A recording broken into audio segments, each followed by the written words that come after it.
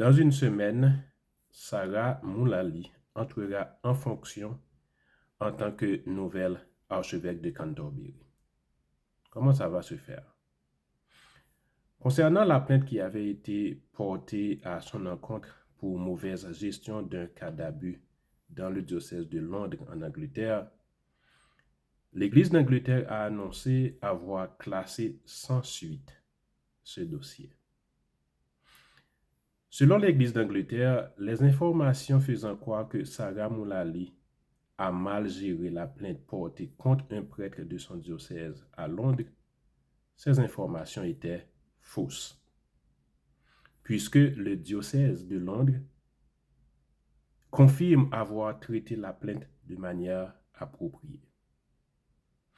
En revanche, il ressort que la plainte visant Sarah Moulali elle-même n'a pas été correctement instruite. Les autorités ecclésiastiques ont précisé en décembre que Sarah n'avait pas été informée de la plainte lors de son dépôt, ce qui constitue un vice de forme. Donc, l'archevêque d'York, Stephen Cottrell, a décidé de ne prendre aucune mesure supplémentaire concernant la plainte visant Sarah Moulali. Comment une telle décision est-elle perçue dans l'opinion publique? Évidemment, cette décision a un impact sur la confiance envers l'Église comme institution. Andrew Grayston, défenseur des victimes et des survivants d'abus commis au sein de l'Église, estime qu'il n'est guère surprenant que l'archevêque d'York ait rejeté la plainte contre sa collègue, futur archevêque de Canterbury, compte tenu de leur relation professionnelle. Il souligne que le système selon lequel seuls des évêques peuvent juger des évêques nuit gravement au rétablissement de la confiance.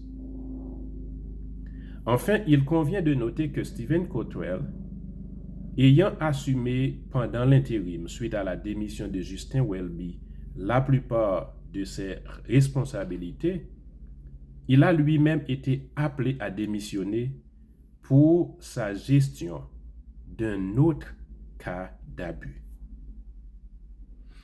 Il en résulte que l'Église comprend désormais que c'est une nécessité de garantir la sécurité dans ces espaces. C'est pourquoi les procédures relatives à la protection se sont améliorées ces dernières années et elles continueront de s'améliorer grâce à la mise en place de responsables indépendants chargés de la protection. Dans le diocèse de Montréal, le dernier processus électoral a ouvert la voie à la nomination d'une personne indépendante à qui toutes les victimes peuvent se référer de manière confidentielle. Nous saluons l'arrivée de Judy et nous lui souhaitons tout le meilleur dans ses nouvelles fonctions.